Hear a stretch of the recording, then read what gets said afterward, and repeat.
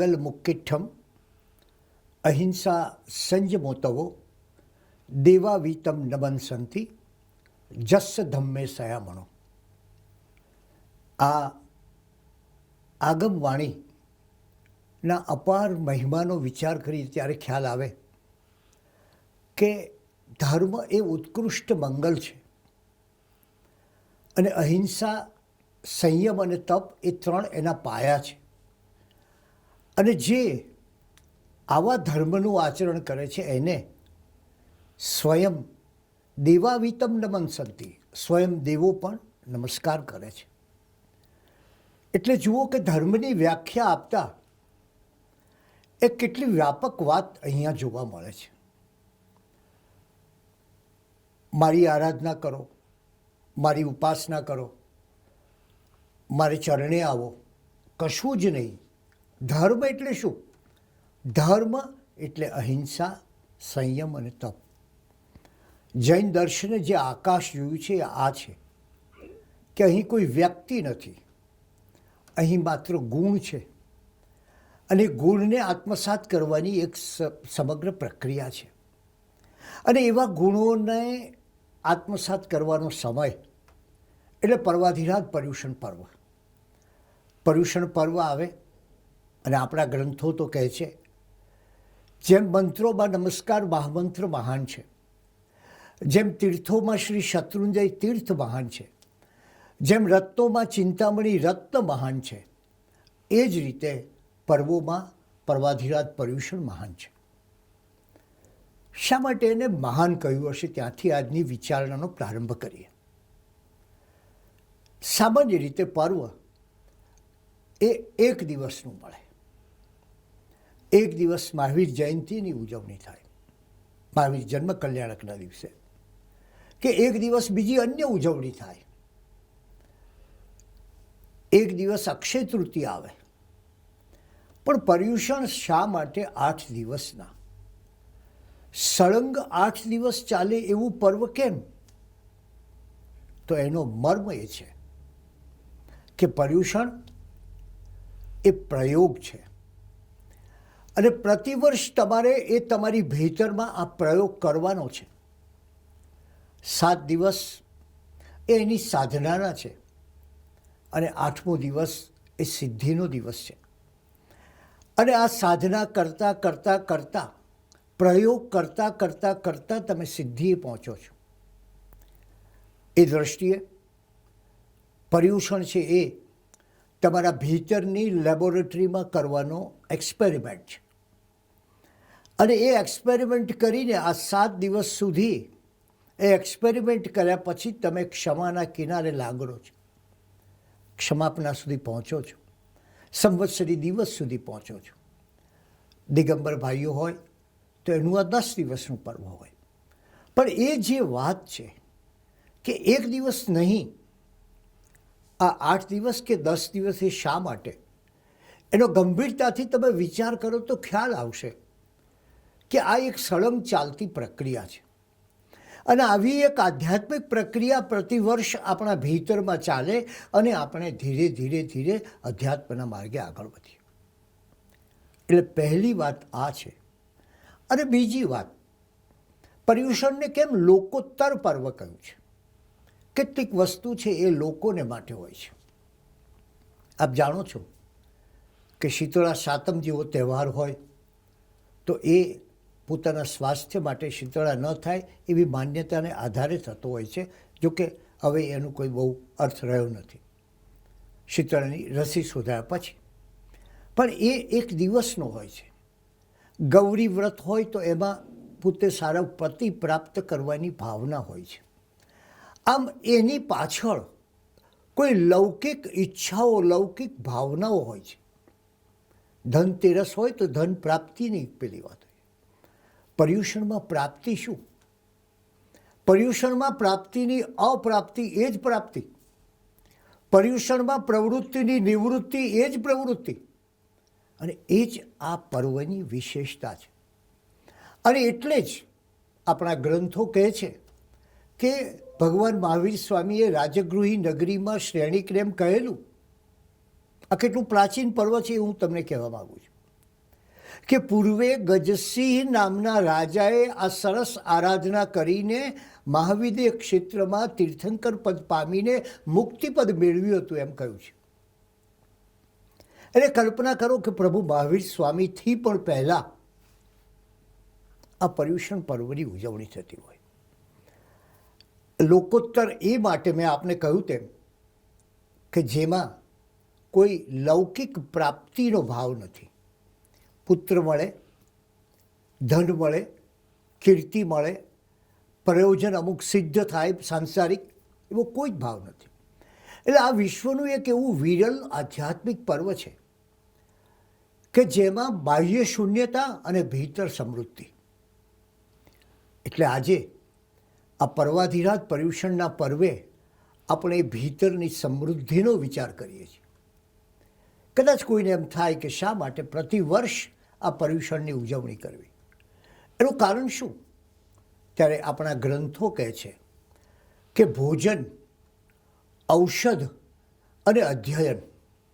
ભોજન આજે લીધું, પાછું કાલે તો લઈએ જ. ઔષધ એક દિવસે રોગ જાય નહીં, એ પણ વારંવાર લેવું પડે. અને અધ્યયન, આપણે પણ રિવિઝનનો મહિમા છે, તો માણસ વારંવાર અધ્યયન કરતો જાય તો જ ચાલે. એમાં દોષ નથી હોતો. એ જ રીતે પર્વાધિરાજ પર્યુષણની મહત્તા જ એ છે કે આ પર્વની પુનરુક્તિમાં ફરી કરો તેમાં કોઈ પ્રકારનો દોષ નથી, બલકે એનાથી તમારી વધારે ગુણનું પર્વ છે. અને એટલે તમારી ગુણોની વસંત ખીલે છે. જીવનમાં ગુણોની વસંત ખીલવવા માટે આ પર્યુષણ પર્વ છે. અને ત્યારે એ શું કરે છે? ત્યારે આપણા જીવનમાં શું કરશે? વિચાર કરો. અને ત્યારે પાછું ફરી આપણે એનો વિચાર કરીશું એ સૂત્રકૃતાંગની પરમાત્માની વાણીનો દિવેવ ધમ્મમ.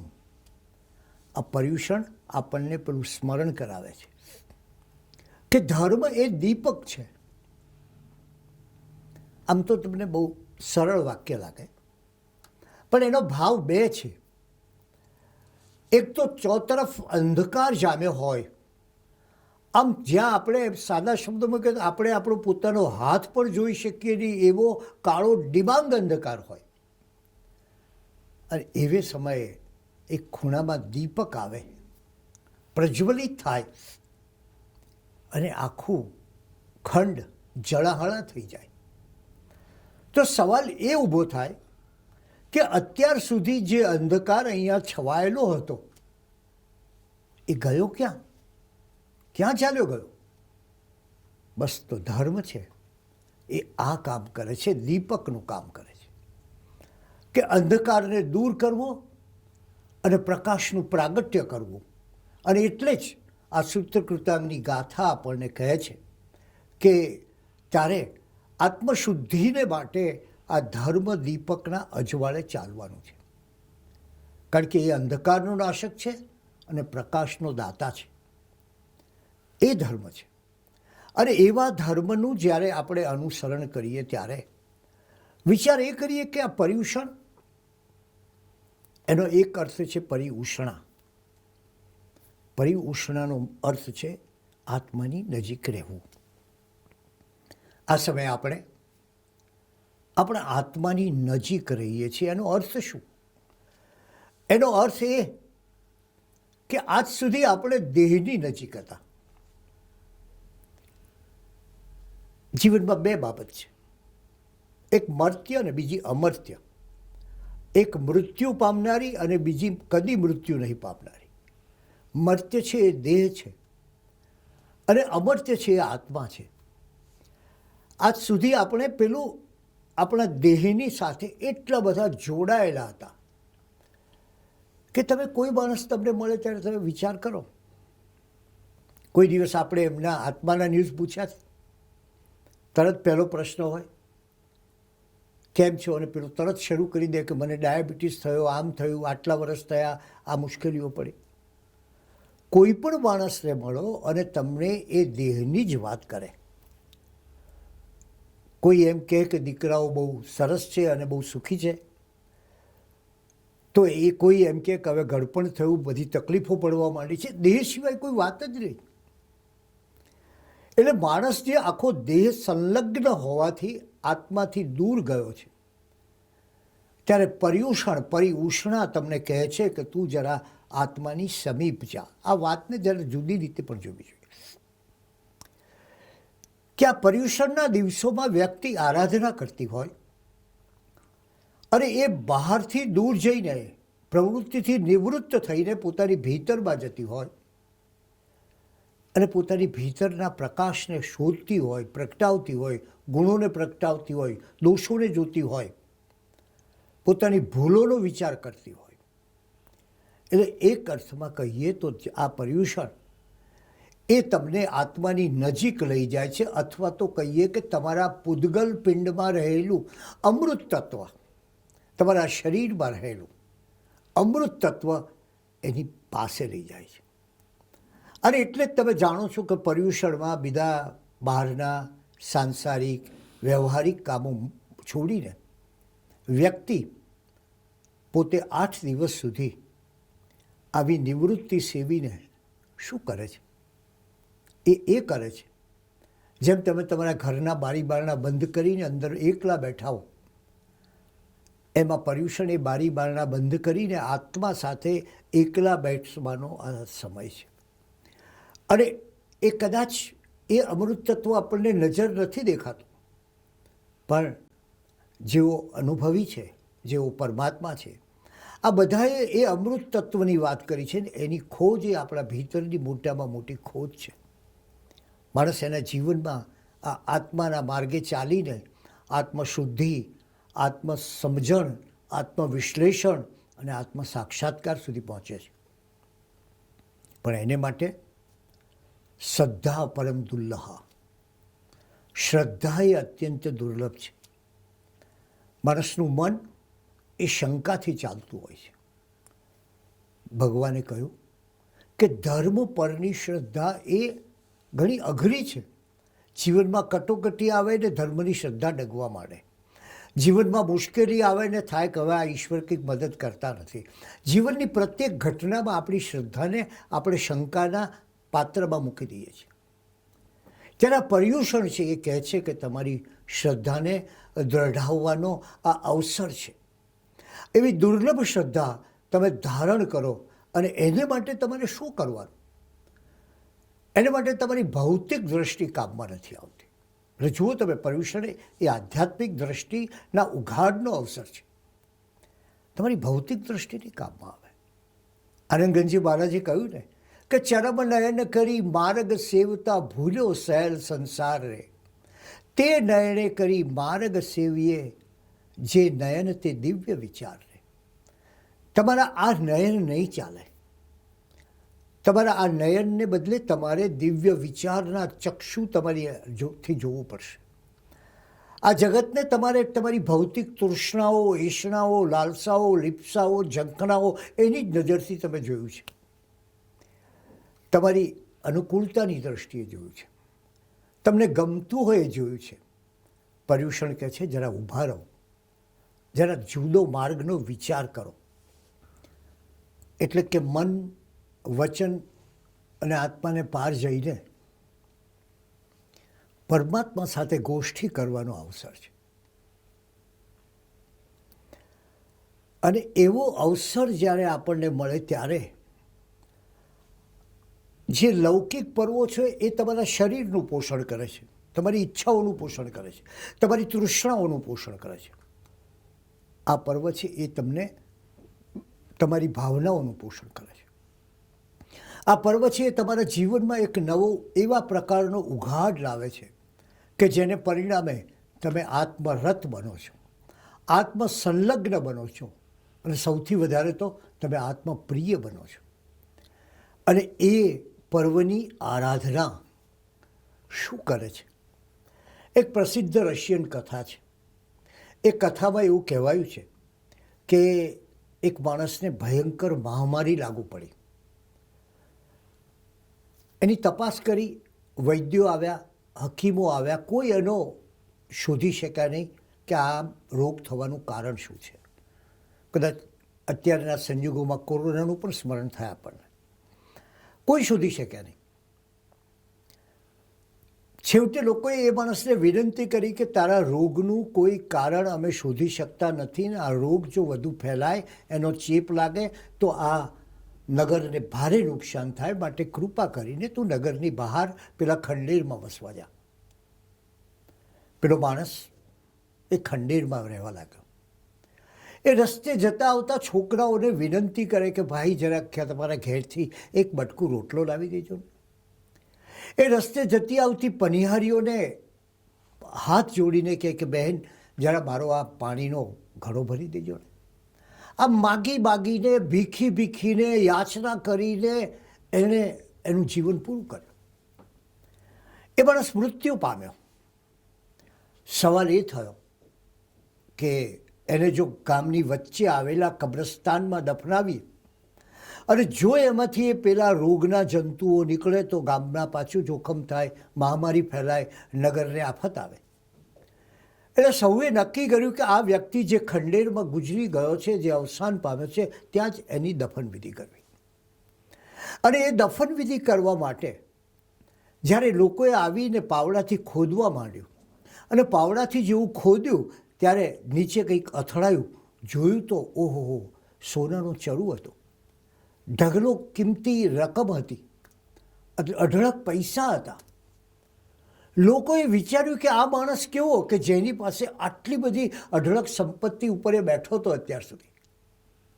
અને એ માગીને ભીખીને યાચના કરીને ગડગડીને આજીજી કરીને લોકો પાસેથી પાણી મેળવતો, બ્રેડ મેળવતો, રોટલી મેળવતો.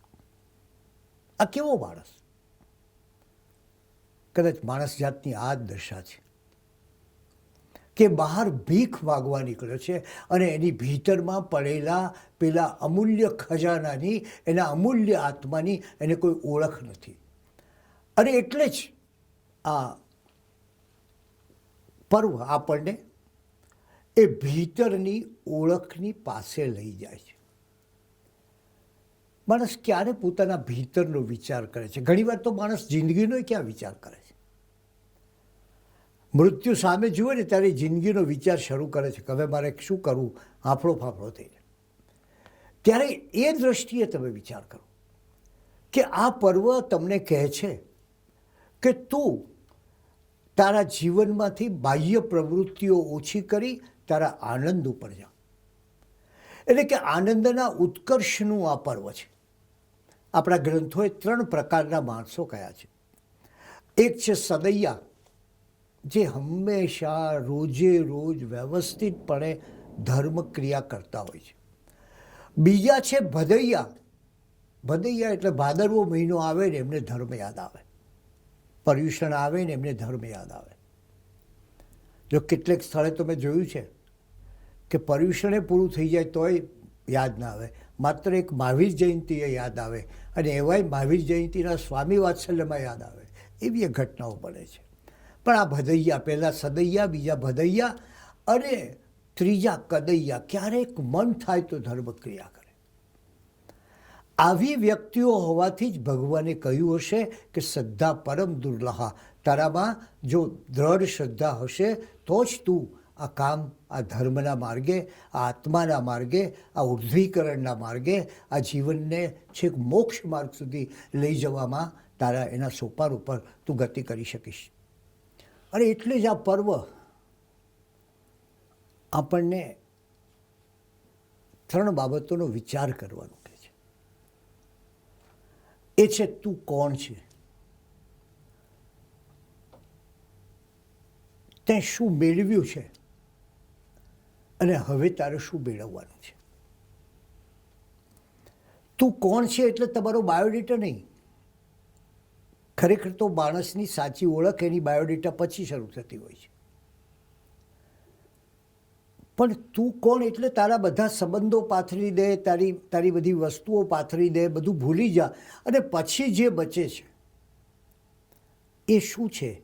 એ તું, તારી પાસે તારું પોતાનું, તારા ભીતરમાં એવું કશુંક છે ખરું કે જેને તું કહી શકે કે આ હું છું. પર્યુષણ બીજો પ્રશ્ન કરે છે, આજ સુધીમાં તે શું મેળવ્યું છે? મેળવ્યું એટલે શું?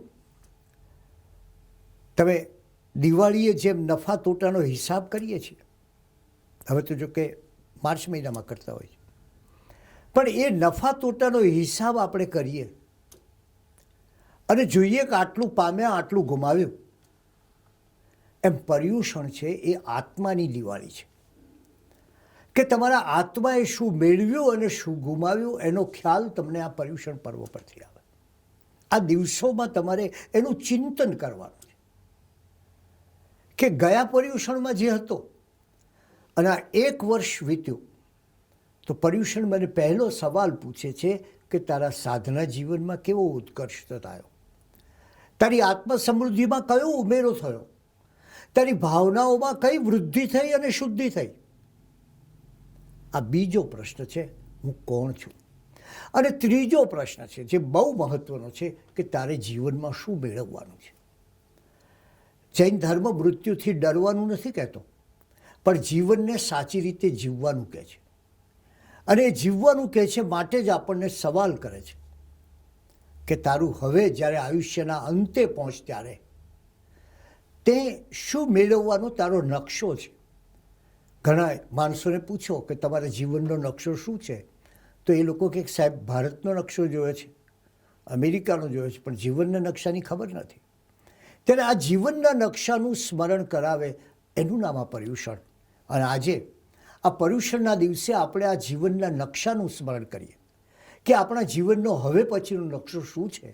અને આવતીકાલે એક એવો ઉઘાડ આવે, એક એવું પ્રભાત આવે, એક એવો નવો ઉમંગ આવે કે જેનાથી આપણા જીવનમાં પેલો દિવેવ ધમ્મમ એ ધર્મના દીપકનો પ્રકાશ પથરાય. આથી જ આપણા ગ્રંથોએ પર્વાધિરાજ પર્યુષણની વાત કરતાં કહ્યું, પર્વાની બહુની સંતિ પ્રોક્તાની જીન આગમે. જીન આગમની અંદર ઘણા પર્વોની વાત કરવામાં આવી છે. કેટલા પર્વો છે આપણે સૌ જાણીએ છીએ, પણ ગ્રંથકાર કહે છે કે પર્યુષણા સમમ નાન્ય, પર્યુષણ જેવું બીજું ન અન્ય કોઈ બીજું પર્વ છે નહીં. કર્મણામ મર્ગ ભેદકૃત. આપણે સૌ જાણીએ છીએ કે 8 પ્રકારના જે કર્મ છે અને એમાં પણ મોહનીય કર્મનો પેટા પ્રકાર મિથ્યાત્વ મોહનીય કર્મ. આ મિથ્યાત્વ મોહનીય કર્મ એ ખરેખર સૌથી ભયંકર કર્મ છે. અને એવું ભયંકર કર્મ છે કે એ જ્યાં સુધી જીવને લાગેલું હોય ત્યાં સુધી એને સમ્યક દર્શન પ્રાપ્ત થતું નથી. એટલે આવા મિથ્યાત્વ મોહનીય કર્મ ને પરિણામે જો સમ્યક દર્શન પ્રાપ્ત ન થાય તો શું પ્રાપ્ત ન થાય? તો કેવળ જ્ઞાન કે મોક્ષ પ્રાપ્ત ન થાય. એટલે સૌથી પહેલો પ્રહાર, સૌથી પહેલો આઘાત એ આ 8 પ્રકારના કર્મમાં આ મોહનીય કર્મના પેટા પ્રકાર તે મિથ્યાત્વ મોહનીય કર્મ પર કરવાનો હોય છે. અને એટલે જ એ કર્મને ભેદવા માટે, મિથ્યાત્વ મોહનીય કર્મને ભેદવા માટેનું કોઈ એકમાત્ર પર્વ હોય તો એ પર્વાધિરાજ પર્યુષણ પર્વ છે. આપણા ગ્રંથોમાં આ 8 પ્રકારના કર્મને એક હાથીની ઉપમા દ્વારા સુંદર રીતે દર્શાવવામાં આવ્યા છે. આપ એક હાથીની કલ્પના કરો અને હાથીના 4 પગ તે આયુષ્ય, નામ, ગોત્ર અને વેદનીય. આ હાથીના 4 પગ. હવે જરા વિચાર કરીએ કે એની 2 આંખો કઈ? તો એની 2 આંખો છે જ્ઞાનાવર્ણનીય અને દર્શનાવર્ણનીય. એની પૂંછડી કઈ? તો એ પૂંછડી છે અંતરાય કર્મ. પૂંછડીની વાત થઈ ગઈ, આંખોની વાત થઈ ગઈ, પગની વાત થઈ ગઈ. હવે આવશે એ હાથીના ગંડસ્થળની વાત. હાથીનું શરીર શું છે? એ છે મોહનીય કર્મ. અને હાથીનું ગંડસ્થળ એ છે મિથ્યાત્વ મોહનીય કર્મ. હવે એ ગંડસ્થળ આપણે સૌ જાણીએ છીએ કે હાથી જ્યારે તોફાને ચડ્યો હોય ત્યારે એના પગ બાંધવાથી એ શાંત થતો નથી. હાથી જ્યારે તોફાને ચડ્યો હોય ત્યારે એને સૂંઢથી પકડીને બરાબર બાંધી દઈએ તો પણ શાંત થતો નથી. ત્યારે જ વશ થાય કે જ્યારે એના ગંડસ્થળને, એના કપાળને અંકુશથી ભેદવામાં આવે તો જ એ તોફાની હાથી શાંત થાય છે અને એના મર્મ સ્થાન પર પ્રહાર કરી શકતો નથી. એ જ રીતે તમે જુઓ કે અંકુશ તો બહુ નાનું છે, એની 2 કે 3 જ પાંખ ભમકાતા હાથી પોતે શાંત થાય છે. આ 3 પાંખ કઈ જરાક જોઈએ, એટલે ગ્રંથો કેટલી સૂક્ષ્મતાથી વાત કરે છે. એ 3 પાંખ એ છે, એક છે ક્ષમા, બીજું છે વિનય અને ત્રીજી છે કૃતજ્ઞતા. એ 3 પાંખ વડે એ વ્યક્તિ જીવે પોતે આ મિથ્યાત્વ મોહનીય કર્મ દૂર કરવાનું છે. અને એ રીતે પર્વાધિરાજ પર્યુષણની એક મોટો મહિમા આ છે કે એ મિથ્યાત્વ મોહનીય કર્મને ભેદનારું છે. કદાચ આપણી આખી યાત્રાનો પહેલો મુકામ, પહેલો પડાવ, પહેલી આવશ્યકતા, પહેલી જરૂરિયાત જે છે એ આ પર્વાધિરાજ પર્યુષણમાં સિદ્ધ થતી આપણે જોઈ રહીએ છીએ. આ પર્વોના પણ અમુક વિશિષ્ટ વિશુદ્ધિ કરનારા પરિબળો હોય છે. દાખલા તરીકે કોઈ પર્વ એ આપણી દર્શન વિશુદ્ધિ કરે છે, તો વળી કોઈ પર્વ એ આપણી જ્ઞાન વિશુદ્ધિ કરે છે, કોઈ પર્વ એ આપણી ચારિત્ર વિશુદ્ધિ પણ કરે છે. તો પર્વાધિરાજ પર્યુષણ એ દર્શન વિશુદ્ધિ માટેનું સૌથી મોટું પર્વ છે. એટલે કંઈક બીજા શબ્દોમાં કહીએ તો એ મિથ્યાત્વને દૂર કરીને સમ્યકત્વ પામવા માટેનું પર્વ છે. સંકિતને પામવાનું આ પર્વ છે. અને એટલે જ જૈન આગમો એ આને એક એટલો મહિમા કર્યો છે. રાજસ્થાનમાં તો 8નો ઠાઠ એવો શબ્દ વાપરવામાં આવે છે. એ 8 દિવસ સુધી ચાલતો અને એક સમયે જેનો દેવો અષ્ટાંગિકા મહોત્સવ કરતા એવું આ મહાન પર્વ છે. મૂળ વાત આ છે કે આ જે દર્શન વિશુદ્ધિ માટેનું પર્વ છે એને માટે શું કરવું જોઈએ. એને માટે એકવાર ગુરુ ગૌતમ સ્વામીને કેશીકુમાર શ્રમણે પ્રશ્ન કર્યો કે હજારો શત્રુઓ વચ્ચે રહેવા છતાં એ શત્રુઓથી કઈ રીતે તમે બચી શકો. આટલા બધા શત્રુઓ હોય બાહ્ય જગતના, બાહ્ય જીવનના, સંસારના, અને એ બધાનો સામનો કરી અને એ સામનો કર્યા બાદ તમે કઈ રીતે વિજયી બની શકો એનો માર્ગ કેશીકુમાર શ્રવણે અનંત લબ્ધિ નિદાન ગૌતમ સ્વામીને પૂછ્યો. અને એના ઉત્તરમાં ગુરુ ગૌતમ સ્વામીએ કહ્યું કે પહેલા હું એક શત્રુને જીતું છું,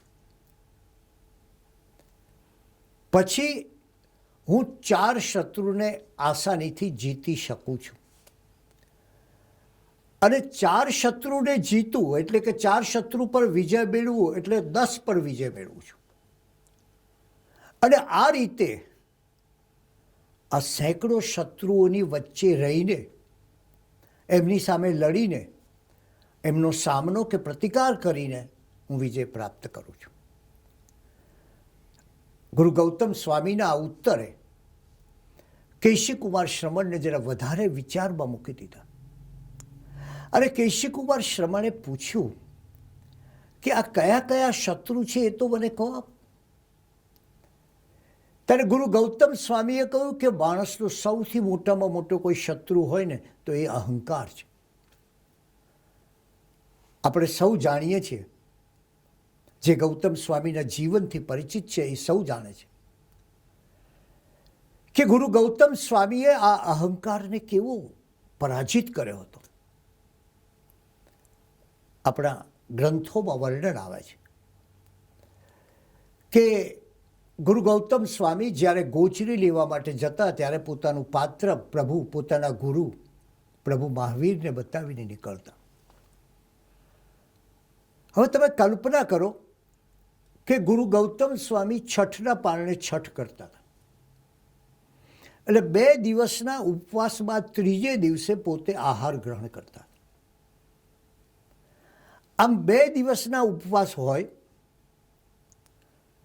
ધાર્યું તો એમના હજારો શિષ્યોને કામ સોંપી શક્યા હોત, પણ એ પોતે સ્વયં ભિક્ષા લેવા જતા, ગોચરી લેવા જતા. જતા પહેલા ગુરુની આજ્ઞા માગતા.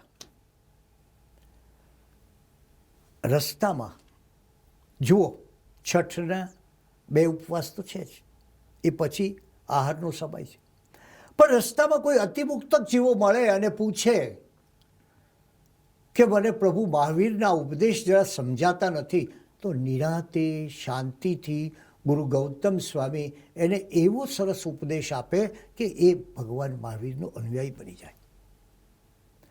પછી પાછા આવ્યા બાદ પોતે જે ગોચરી ગ્રહણ કરી છે એ ગુરુને દર્શાવીને એ ગોચરી પોતાના શિષ્યોની વચ્ચે મૂકે અને કહે કે આ ગોચરી ગ્રહણ કરીને મને ઉપકૃત કરો. આ અનંત લબ્ધિ નિધાન, આ પરમ જ્ઞાની મહાતેજસ્વી, જેમને વિશે વિશેષણો ટૂંકા પડે એવી મહાન વ્યક્તિ, પ્રતિભા, ગુરુ, એમનામાં આવી નમ્રતા હતી. ગુરુ ગૌતમ સ્વામીએ કહ્યું, હે કેશી કુમાર શ્રમણ, આ બહારના શત્રુઓને જીતવા હોય તો પહેલાં આ સૌથી મોટા શત્રુનો નાશ કરવો, એનું નામ છે અહંકાર. આપણે જાણીએ છીએ કે પર્યુષણ પર્વ એ સતત આપણને કહે છે કે તારા ભીતરનો એ અહંકાર તું દૂર કર. આપણે જાણીએ છીએ કે વ્યક્તિમાં જ્યારે એક અહંકાર આવે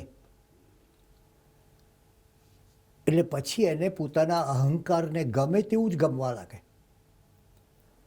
પોતાની પ્રશંસા ગમે, પોતાનો મહિમા થાય ગમે, અને એનાથી વધારે એ અહંકાર એ વ્યક્તિની આસપાસ એક એવો કિલ્લો રચે છે કે કિલ્લામાં માત્ર અહંકારને અસત્ય વસે છે. ઇતિહાસમાં નેપોલિયન છે કે સિકંદર છે, આ બધાના અહંકારો અંતે પરાજિત થયા છે. તો ગુરુ ગૌતમ સ્વામીએ કહ્યું કે પહેલાં આ અહંકાર પર વિજય મેળવવો. આ એકને જીતો રહે એટલે ઘણું કામ થઈ ગયું. એ પછી 4 શત્રુઓને જીતવા પડે, અને એ 4 શત્રુ છે 4 કષાય. એ 4 કષાય તમે જીતો: ક્રોધ, માન, માયા અને લોભ. ક્રોધ આપણે સૌ જાણીએ છીએ કે આજે માણસના મનમાં કેટલો ક્રોધ વસે છે. માયા, બાહ્ય સ્પૃહાઓનો કોઈ પાર નથી. માન અને લોભ, આ 4 જો દુશ્મનો જીતાઈ જાય એટલે પહેલો એક શત્રુ જીતું, પછી આ બીજા 4 શત્રુ જીતું, અને 4 શત્રુને જીત્યા પછી પેલા 10 શત્રુ, મારી ઇન્દ્રિયો, એ 5 ઇન્દ્રિયોના સારા અને ખોટા વિષયોને હું જીતી લઉં એટલે હું આ 10 શત્રુઓને જીતું, એટલે પછી મને મહાવિજય પ્રાપ્ત થાય છે. બહારના હજારો શત્રુઓ મને કશું અસર કરતા નથી. પર્યુષણ એ આ 10 શત્રુઓ પર વિજય મેળવવાનું પર્વ છે. પર્યુષણ એ આ 4 શત્રુઓ પર વિજય મેળવવાનું પર્વ છે. પર્યુષણ એ અહંકાર પર વિજય મેળવવાનું પર્વ છે. અને ત્યારે જ આપણી સાચી આરાધના થાય. કારણ એ કે આપણે માત્ર દ્વેષ અને સ્વાર્થથી રહીએ છીએ, અને દ્વેષ અને સ્વાર્થ છે એ તો અહિરાવણ અને બહિરાવણ જેટલા છે. તમે જેટલા એનો સંહાર કરો એટલા એ વધશે. એટલે પર્વાધિરાજ પર્યુષણને આપણે હંમેશા કહેતા હોઈએ છીએ કે હે પર્યુષણ, હે પર્વાધિરાજ, અમને શાંતિ આપો, અમને ચેન આપો. આ વૈરાગ્યમાં જીવનભર બળ્યો છું તો જરા લેશ પણ ભીતરમાં હરિયાળી રહી નથી. માયાએ બાંધ્યો છે, તૃષ્ણાએ મને સખત તપાવ્યો છે, મદે નચાવ્યો છે, કામ અને ક્રોધે મારા જીવનમાં કકળાટ મચાવ્યો છે. ત્યારે મારું જીવન એ ખુદ આનંદરૂપ બનવાને બદલે બોજારૂપ બન્યું છે. ત્યારે આ મને બચાવો હે પર્વાધિરાજ પર્યુષણ, આ દ્વેષની વાદળી મને નિવારી શકું એવું કંઈક કરો. અને ત્યારે કેશીકુમાર શ્રમણ વળી પાછો એક પ્રશ્ન પૂછે છે, હે ગૌતમ સ્વામી, માણસના હૃદયમાં એક વિશ્વેલ ઉગે છે, ફૂલે છે, ફળે છે,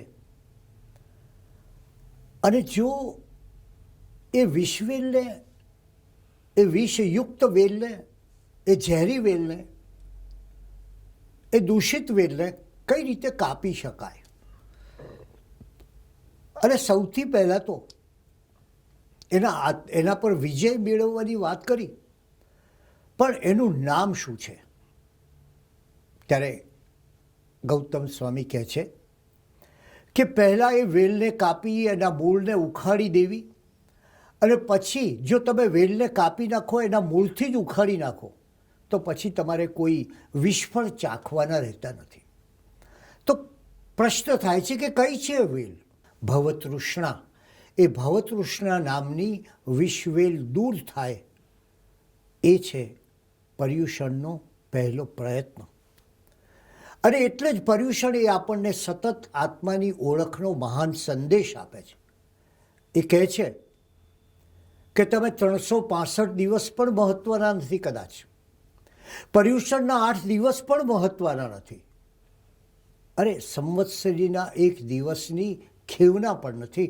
માત્ર જરૂર છે એટલી કે ભીતરની અંદર ઉજમાળ પથરાય, ઉજાસ પથરાય, પ્રકાશ પથરાય, એવી આંતરજ્યોતિથી આપણા અંતરને ઉજાડીએ, એ જ પર્યુષણનો આદેશ છે. અને એટલે જ પર્યુષણમાં આચારની સુગંધ, જ્ઞાનનું તેજ, તપનું બળ અને જીવ માત્ર પ્રત્યેની મૈત્રી, એનો પ્રાદુર્ભાવ થવો જોઈએ. અને ત્યારે એને વિચારવું પડે કે એ કઈ રીતે પ્રાદુર્ભાવ થાય. જીતે તે જીન અને જીનને પૂજે તે જૈન. એ જીન, એ જીતે જીન, જેણે આ જગતના આ વસ્તુઓને જીતી છે, એ વિકારો પર વિજય, કષાયો પર વિજય અને બધા પર વિજય મેળવી અને મહાવિજયી બન્યા છે. એવા મહાવિજયી, એવા અંતરવિજયી, એવા આત્મવિજયી પરમાત્માને અનુસરે એ વ્યક્તિ એ જૈન. અને એટલે જ એ જૈન ક્યારેય હકીકતમાં પરાભવ પામતો નથી. એનું કારણ એ છે કે એની ભાષામાં, એના જીવનમાં અને એના કાર્યમાં શું હોય છે? વિવેક, વિનય અને વીરતા. એ વિવેકથી સાર અને અસારને જાણે છે. આ પર્યુષણમાં 3 ગુણો વિશે વિચાર કરવો છે. કયું યોગ્ય છે ને અયોગ્ય, કયા માર્ગે જવા જેવું છે અને કયા માર્ગે જવા જેવું પણ નથી, કયું આચરણ કરવા જેવું છે અને કયા આચરણની કલ્પના પણ કરવા જેવી નથી, સ્વપ્નમાં પણ સેવવા જેવું નથી. તો એક વિવેક, સારા સારનો વિવેક. વિવેક મૂલોહી ધમ્મો એમ કહ્યું છે.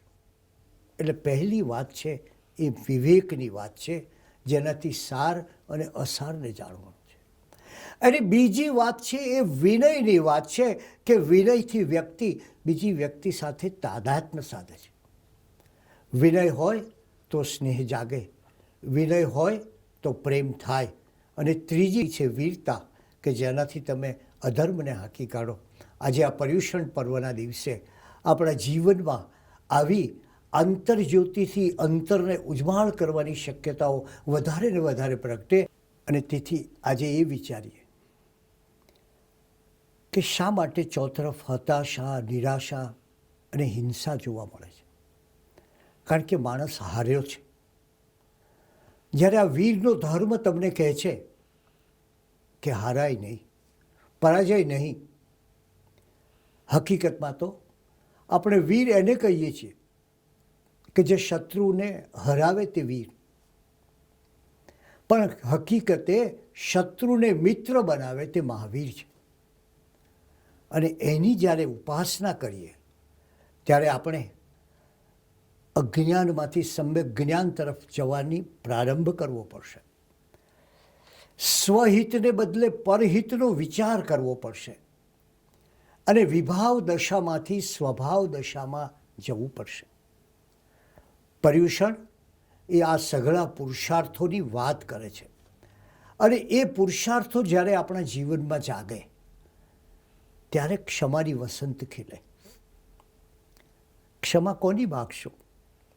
ક્ષમા પહેલાં પોતાની જાતની માગો કે મારી પાસે આટલી શક્તિ, આવો અનંત શક્તિમાન આત્મા હોવા છતાં હું કઈ રીતે જીવ્યો, અને પછી સર્વની ક્ષમા માગો.